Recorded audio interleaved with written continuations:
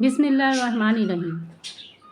ایک حدیث میں ہے کہ جب حضرت جبریل علیہ السلام نے 3 بد دعائیں دی ہیں اور حضور اقدس صلی اللہ علیہ وسلم نے ان تینوں پر آمین فرمائی۔ اول تو حضرت جبریل علیہ السلام جیسے مقرب فرشتے کی بد دعا ہی کیا کم تھی، اور پھر حضور اقدس صلی اللہ علیہ وسلم کی آمین نے تو جتنی سخت بد دعا بنا دی وہ ظاہر ہے۔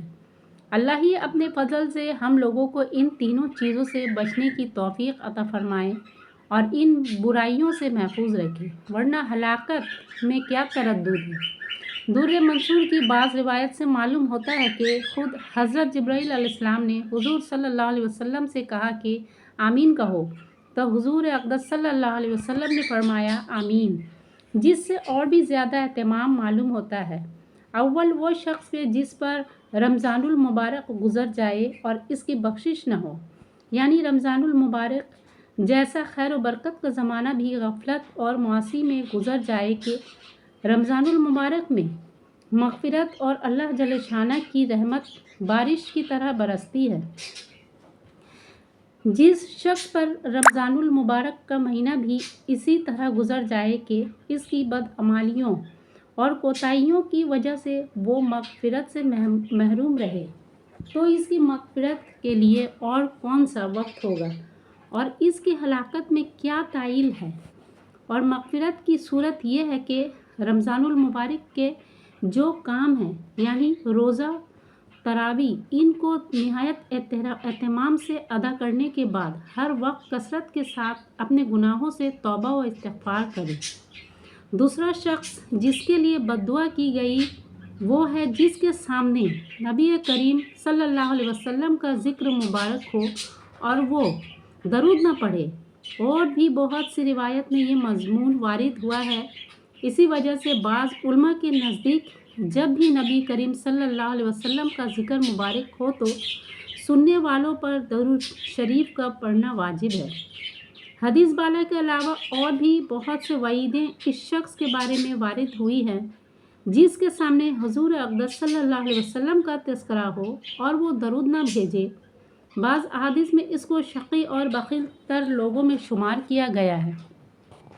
نیز جفا کا اور جنت کا راستہ پھولنے والا، حتیٰ کہ جہنم میں داخل ہونے والا اور بدترین تک فرمایا ہے۔ یہ بھی وارد ہوا ہے کہ وہ نبی کریم صلی اللہ علیہ وسلم کا چہرہ انور نہ دیکھے گا۔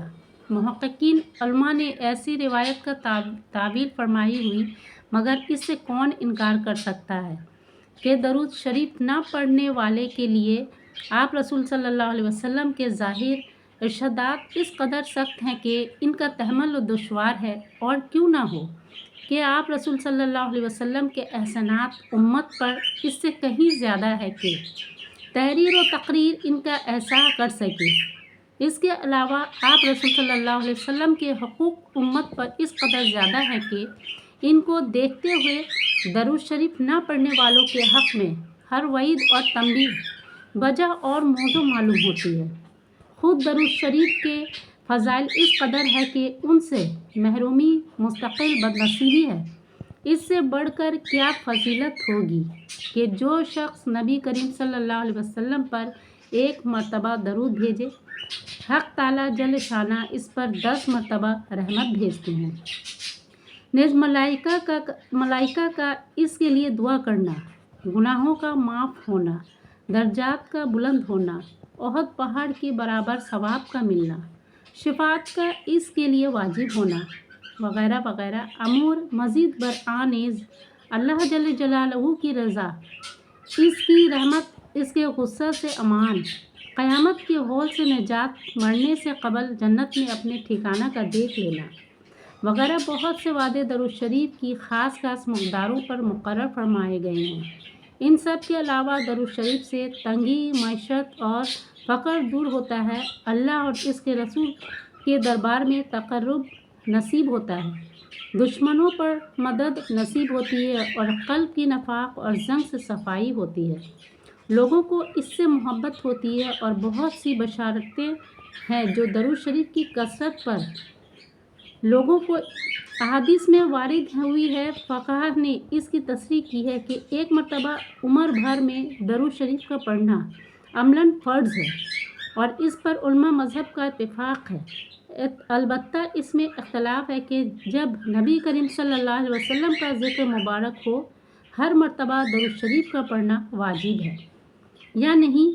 बाज़ उलमा के नज़दीक हर मरतबा दरूद शरीफ का पढ़ना वाजिब है और दूसरे बाज़ के नज़दीक मुस्तहब।